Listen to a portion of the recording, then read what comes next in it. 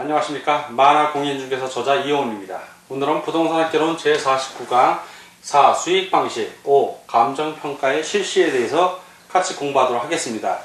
자, 수익방식 감정평가 3방식 6방법의 마지막 방식입니다. 세 번째 방식은 수익방식에서 구하고자 하는 것 역시 가격하고 임료 두 가지로 나뉩니다. 자, 수익방식에서 구하는 가격을 구하는 방법을 수익환원법이라고 하고 수익환원법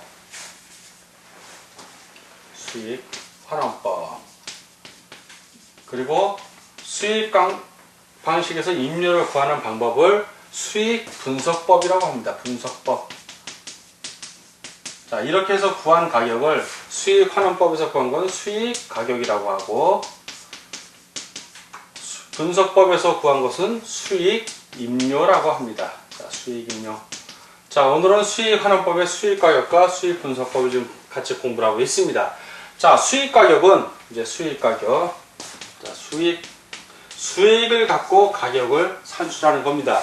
현재의 수익이 아니라 앞으로 이제 수익이 나오겠죠. 일정 기간 동안. 그거를 환원을 하는 겁니다. 자, 그럼 어떻게 하냐? 자, 수익가격은 수익이 나와서 순수익, 비용 같은 건 다 빼야죠. 자, 순수익을 환원이율로, 자, 환원율 또는 환원이율 다 같은 말입니다. 환원이율로. 가만히 보니까 어떤 이익, 임대료, 지대하고 지가에서 지대를 환원율로 환원을 해주면 지가가 나오는 구조하고 똑같아요, 이거는. 자, 순수익을 환원이율로. 자, 다른 말로 하면 순수익은 뭐냐? 총수익에서 총비용, 수익에서 비용을 빼주면 수익이 나오는 거고, 환원이율은 그대로 환원이율입니다. 자, 이러한 수식에 의해서 진행이 됩니다. 그 지역 문제 예전에 나왔던 게 이 부분. 자, 수익 가격을 구하는 거에서 환원이율을 니은이라고 해놓고, 그리고 적산임료 구하는 거에서 기초가격 곱하기 기대이율 가로 닫고 플러스 필요자 경비에 거기서 기대이율과 이 환원이율 어디에 들어가는지 그걸 묻는 시험 문제가 종종 나오고 있습니다. 모의고사에도 잘 나오고, 그러니까 이 뒤는 몰라도 이 앞에 있는 이 공식은 눈여겨 두셔야 됩니다. 자, 환원이율이 밑으로 들어갑니다. 환원한다는 거. 그래서 수익환원법이 환원을 해서 가격을 구하기 때문에 수익환원법이에요. 수익분석법에서는 이 환원이율 안 들어갑니다. 자, 이렇게 해서 수익가격을 구하는데, 자, 이러면 이 환원이율을 어떻게 구하는가? 자, 환원이율은 이것도 공식을 보면 이거 환원이율을 구해야 될 거 아닙니까? 원본 가격. 그러니까 부동산 가격이라고 생각하시면 되고, 그거에 대한 순수익 곱하기 100. 수익률을 생각하시면 돼요. 수익률을. 자, 이런 식으로 구성이 됐습니다. 자, 그럼 이 환원이율은 어떻게 구성이 되느냐? 두 가지로 구성이 돼요. 하나는 개별 환원이율, 또 하나는 종합 환원이율. 뭔가에서 낌새를 차려야 돼요. 무슨 얘기냐면, 여러분들 예전에 배운 것 중에, 잠시 지우고요. 우리가 부동산을 취득하고 보유하고 처분을 할 때를 생각을 해보세요. 내가 그걸 왜 보유하려고 그래요? 영업을 해서 이익이 나오니까. 자, 수익. 자, 부동산을 취득하고 보유, 운영하죠. 이때 영업을 해요. 영업 또는 운영 다 같은 말. 그리고 마지막에 다시 되팔아서 처분을 해. 처분했을 때. 자, 취득을 할 때 자본을 두 개로, 내가 다 하면 내 지분만 있는 거지만, 빚을 내서 왔을 땐 저당 자본이라고 그랬죠? 자, 취득할 때 투자되는 자본, 투자 자본 두 개. 하나는 저당 투자자 은행, 지분, 본인, 투자자 본인. 이렇게 보유해서 영업이 나왔을 때, 자, 요때 수익이 나올 거예요. 이 수익을 환원한 가격이야. 환원한 가격이라는 게. 자, 내가 이 취득을 하려면 투자 자본을 하는데, 이게 과연 이 수익률이 얼마나 되고, 이 부동산의 가격은 얼마인지, 가치는 얼마인지 판단을 할 때는 수익환원법에 의해서 판단을 하는 거예요. 투자하기 전에. 자, 그리고 처분을 하면 자본이 복귀되죠. 지분 복귀. 지분 복귀. 자, 지분 복귀하기 전에 뭐 한다? 저당 잔금 있잖아요. 저당 잔금, 미상한 저당 잔금, 이거 갚잖아요. 예, 이렇게 두 개로 되는 거, 처분을 하면 두 개가 나와. 자, 이러한 구조 아래에서 이걸 보면 개별 환원 이율은 지분 투자를 했을 때 이 지분의 수익률, 개별 환원 이율이에요. 지분 가격의 순수익. 전체 순수익이 아니라 지분에 대한 순수익이야. 마찬가지로 종합 환원 이율은 지분과 저당을 다 합친 개념이야. 순수익도 전체 수익이 되는 거고. 그렇다는 걸 알아두시고, 왜 이걸 구분을 해주냐면, 저당에서 원하는 수익률은 은행 이자율보다 약간 높으면 돼. 그러나 지분권자인 나로서의 수익률은 이거보다 높아야 은행 이자 갖고도 내 수익이 생기지. 이거보다 낮으면, 저당 투자자의 수익률보다 낮으면 나는 손해죠. 내 이익을 부채 서비스액으로, 이자, 원리금으로 더 갚아야 되니까. 그래서 개별 환원이율과 종합 환원이율이 나오는 이유는 저당 투자자의 수익률과 지분 투자자의 수익률이 다르다는 거에 착안을 해서 나온 거예요. 이거 두 개가. 자, 그렇다는 걸 알고, 자, 그럼 이제 환원이율. 자, 이 환원이율을 이렇게 두 개가 있고, 자, 환원이율에 대해서 좀 더 자세히 공부하면, 자, 환원이율은, 자, 환원이율. 일반적으로 환원이율 그러면 부동산 가격, 수익 가격을 아는 거니까 종합 환원이율을 의미하는 거예요. 일반적으로. 종합 환원이율을 의미한다는 걸 일단 아셔야 되고, 자, 이 종합 환원이율을 다른 말로 자본 환원율이라고 그래요. 자본 환원율. 자본 환원율. 자본의 환원율은 내 자본, 지분 자본만이 아니라 저당 자본도 의미하는 거예요. 자, 그리고 자본 환원율은 다른 말로 해서 자본 수익률. 자본 수익률. 자본이 어떤 수익을 낼 거야. 플러스 자본 회수율. 자, 자본 수익률은, 이 자본 수익률은 보유할 때 이 수익을 의미하는 거야. 자, 이 수익률, 이때의 수익률이고, 자본 회수율은 내가 처분했을 때, 자, 처분했을 때, 요걸 얘기하는 거야. 자본 회수율. 이 안에 저당 잔금과 지분 복귀액이 다 있는 거야. 이게 이해가 가면 이게 쉬운 거예요. 그러면 자본 수익률은 영업을 하면서 내가 이익을 내는 거니까 별 문제가 없어. 그냥 수익률을 계산하면 되는데, 이 자본 회수율, 이게 중요한 거지. 자본 회수율. 자, 자본 회수율이 0보다 큰지 적은지, 내가 처음에 매수한 가격이 있을 거예요. 취득할 때의 가격이 매수 가격이야. 내가 매수한 가격, 그리고 내가 판 가격, 매도한, 재매도지. 이제 다시 판 가격이 있어. 내가 매도를 했어. 나중에 처분한다는 매도한다는 얘기예요. 자, 매수한 가격과 매도 가격이 있는데, 내가 매수한 가격이 커. 자, 매수한 가격, 매도한 가격. 잘 생각해보세요. 자, 같으면 매수 가격이나 매도 가격이나 같으니까 나의 자본 회수율은 그냥 제로가 되는 거야. 뭐 이익이 남은 게 없어. 이익이. 예. 그런데 내가 매수한, 매도한 가격이 있는데, 매수한 가격이 크면 나는 예를 들어서 10억에 샀는데, 예를 들어 주는 게 확실히 빨리. 매도는 9억에 했어. 그럼 얼마야? 마이너스 1억이잖아. 이거는 0보다 작잖아. 이때는 자본 회수율이 없는 거야. 마이너스야. 간단해. 그런데 반대로 내가 10억에 매수를 했는데 11억에 팔았어. 그럼 매도 가격이 더 커. 그러면 나는 0보다는 크잖아. 1억 벌었잖아. 자본 회수율이 높은 거야, 이거는. 이해가 가죠? 이거 중요한 개념이에요. 자, 즉 매수 가격과 매도 가격을 비교했을 때, 즉 내가 산 가격보다 판 가격이 커야만 자본 회수율이 0보다 커지는 거예요. 요거만 알면 다 된 거예요. 이 자본 회수율은. 이게 깊은 내용인데 핵심이 요겁니다. 핵심. 자, 요 별표 한번 해주고, 자 이제 이게 바로 환원이율의 내용, 구성된 내용이 이렇다는 거고, 이게 자본 수익률에는 개별 자본 수익률, 종합 자본 수익률 두 개가 저당 수익률과 지분 수익률로 또 구분이 됩니다.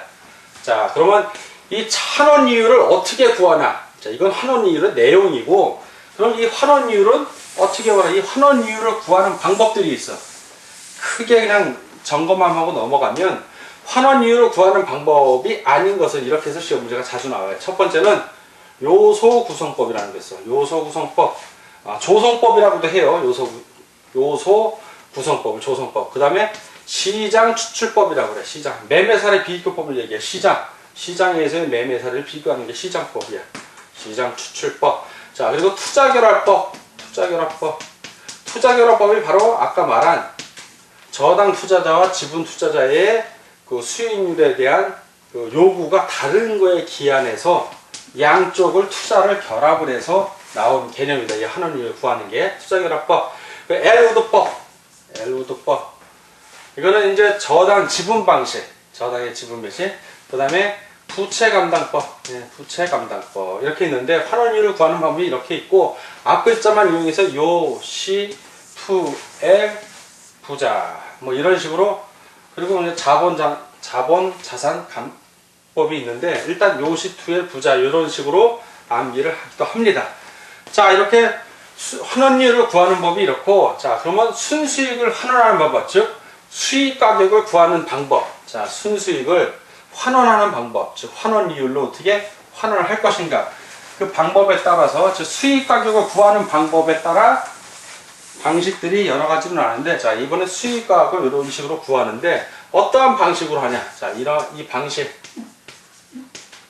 첫 번째, 직접 환원법이에요. 직접 환원하는 법.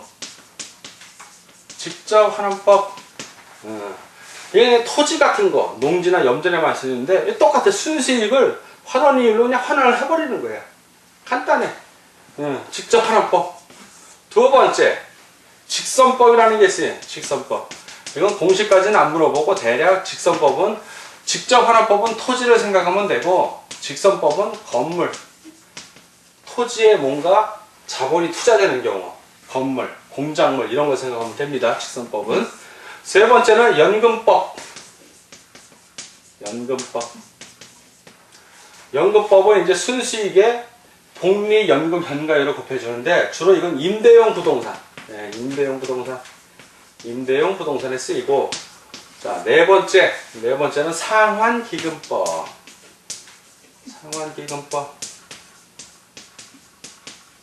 복송식 가격 구할 때 정유법, 점유법, 상환기금법. 여기도 상환기금법이 나옵니다. 여기서 나오는 상환기금법은 주로 광산 같은 거, 수익률이 일정하지가 않은 경우, 수익률이 예상하기가 힘든 경우, 주기성이 없는 경우, 그때 상환기금법을 좀 씁니다. 그리고 다섯 번째로 할인현금 수지분석법. 우리가 배웠죠? 시간 개념을 도입해서 분석하는 거, 수익성 지수, 그리고 수익현재 가치, 내부 수익률법 이런 걸 써서 분석을 합니다. 자, 수익환원법. 이거의 장점은 이게 수익성 부동산에 참 평가에 유용한데 논리적이고 이론적이고 정확한데 중요한 감정평가사가 주관이 좀 개입될 확률이 높고, 단점은 비수익성 부동산은 적용하기 어려워요. 비수익성, 수익이 안 나와. 그래도 가격이 형성이 되는데 그런 경우에는 좀 어렵고 부동산 신고 구별이 어려워서 불안정한 시장에서는 수익률을 좀 내기가 어려워요. 수익 환원법에 의해서 가격을 산정하기가. 그래서 그럴 때는 이제 비중 가격을 병행해서 가격을 판단하기도 합니다.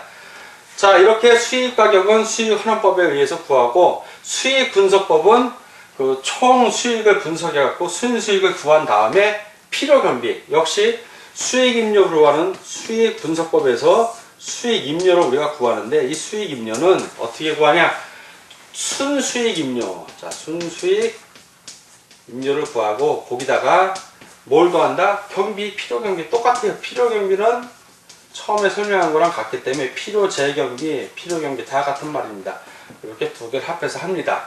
자, 순수익, 수익 환원법과 수익 분석법은 수익 환원법, 지금 가격을 구하는 수익 환원법은 모든 부동산에 다 해당이 되지만 요 수익 임료를 구하는 거, 수익 분석법은 여기 기업용 부동산에만 적용이 돼요. 기업용. 이거는 기업용 부동산에만 적용이 된다.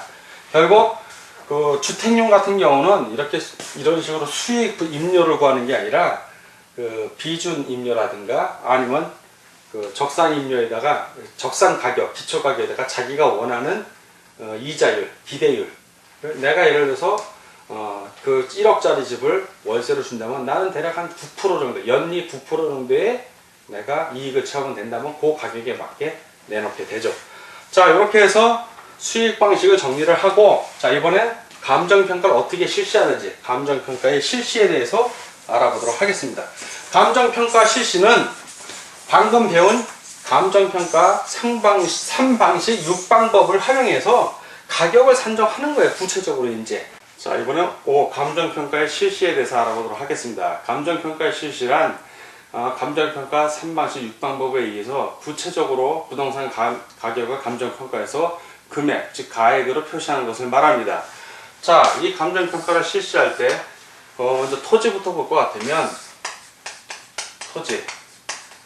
자, 토지를 예를 들어 어떤 기준이, 감정평가를 하는 어떤 기준이 있어야 되는데 법원에서 경매로 어떤 토지가 나왔을 때 법원에서 그냥 가격을 결정하는 게 아니라 감정평가사들에게 의뢰를 합니다. 이거를 가격이 얼마인지 객관적인 데이터를 평가해 달라고. 그러면 이 토지에 대해서 감정평가를 합니다.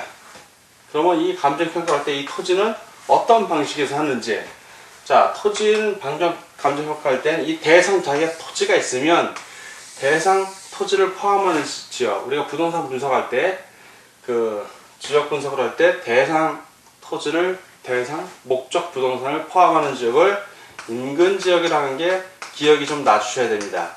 인근 지역, 그리고 대상 토지를 포함하지 않는 비슷한 지역, 유사한 지역을 유사지역, 그리고 인근 지역과 유사 지역을 포함하는 동일한 용도에 있는 지역을 동일수급권,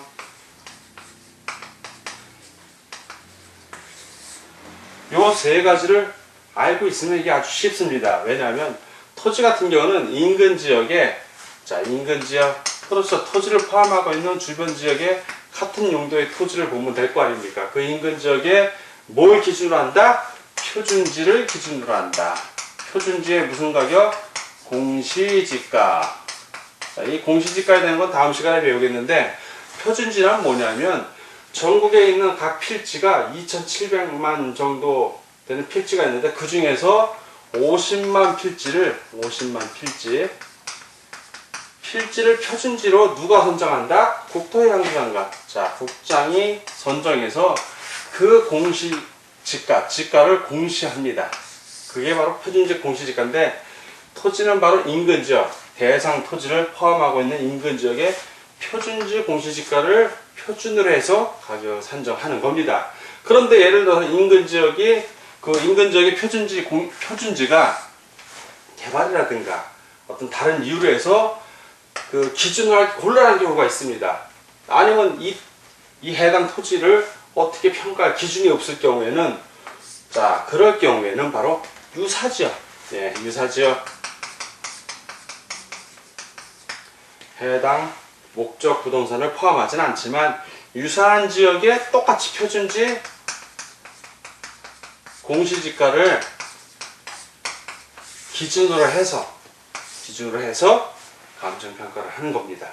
자, 여기서 확실히 알아두실 거는, 먼저 토지는 인근 지역의 표준지 공시지가를 원칙으로 감정평가를 하고 기준으로 해서, 그런데 그것이 여의치 않을 경우에 뭐 경제적인 상황이라든가 기타의 상황으로 인해서 여의치 않을 때는 유사지역의 표준지 공시지가를 기준으로 해서 감정평가한다는 걸 알아두시면 됩니다.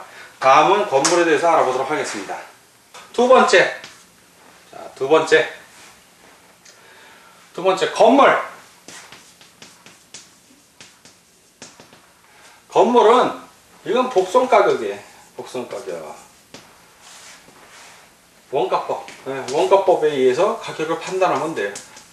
제조달 원가에서 감가 누계를 빼줘요. 예외적으로 그게 어려운 경우, 아주 오래된 건물이라든가 할 때 예외적으로 비중가격이나 거래사례 비교법, 그리고 수익가격, 수익하는 법에 의해서 요걸로도 합니다. 건물. 자, 세 번째, 토지하고 건물이 토지 플러스 건물 일괄 평가할 때, 복합부동산인 경우죠.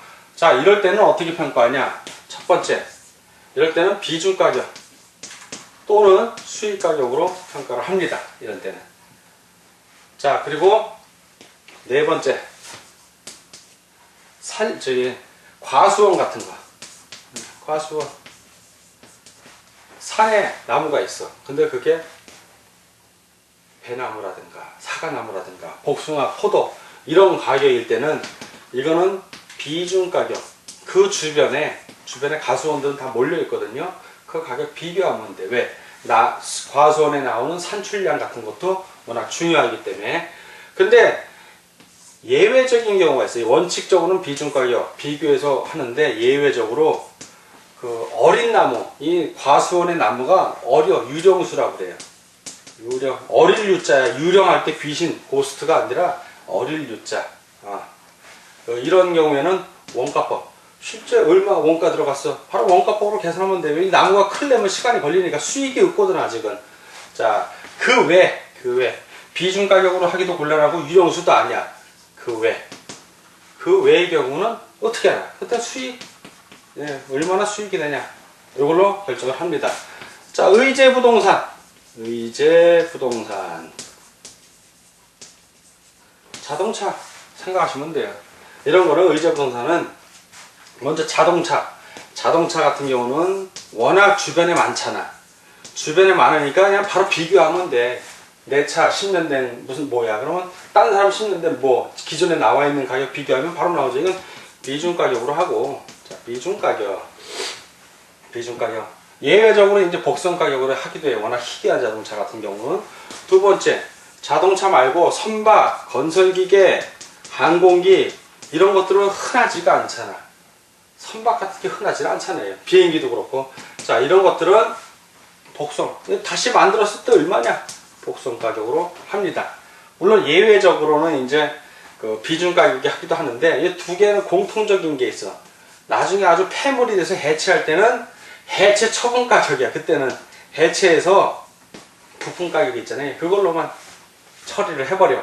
자, 여섯 번째, 무체재산권이라는 게 있어요. 모양이 없어. 구체적인 건. 예를 들어주면 영어권이라든가 뭐 특허권, 의장권 이런 거 생각하면 되는데 영어권 같은 경우가 대체적인 영어권, 시험 문제에 영어권이 나온 적이 있습니다. 영어권은 뭘로 한다? 이건 수익이잖아. 수익. 영업에서는 수익을, 그러니까 이건 수익법에 의해서 수익가격, 수익환원법에 의해서 합니다. 예외적으로 비중 가격이나 취득 가격에 의해서도 하기도 하는데 이거는 영어권 같은 경우는 신기한 게 원가법을 적용할 수가 없어. 얼마의 원가가 들었는지 몰라. 영어권이니까. 모양이 없으니까 만들 수가 없는 거야. 특허권, 의장권 같은 경우도 영어권에 준해서 합니다. 근데 영어권을 원가법에 의한다면 그게 틀린 지문이 되는 겁니다. 자, 어업권이 있는데 어업권.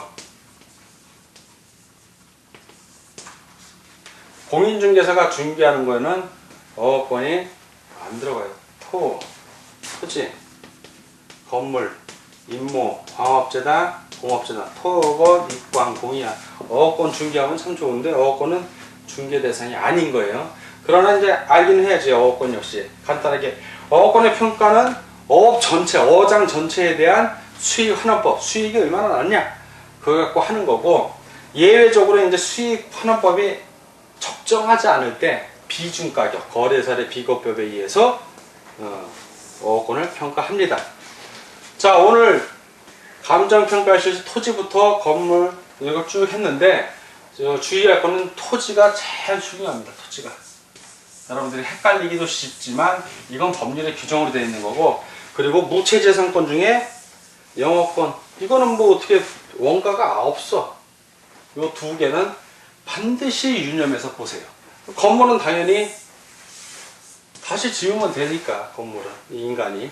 자, 그래서 토지는 처음에는 일단 인근 지역의 표준지 공시지가에 준해서 평가를 하고, 이것이 어려울 땐 유사지역. 인근 지역은 대상 부동산이 들어가 있는 거, 유사지역은 대상 부동산은 없지만 전체 동일 수급권에 있다는 거. 자, 오늘 부동산학개론 제49강 수익 방식 그리고 감정평가의 실시에 대해서 같이 공부했습니다. 자, 오늘 공부하느라고 수고하셨습니다. 다음 마지막 강의 시간에 힘차게 만나 뵙도록 하겠습니다. 감사합니다.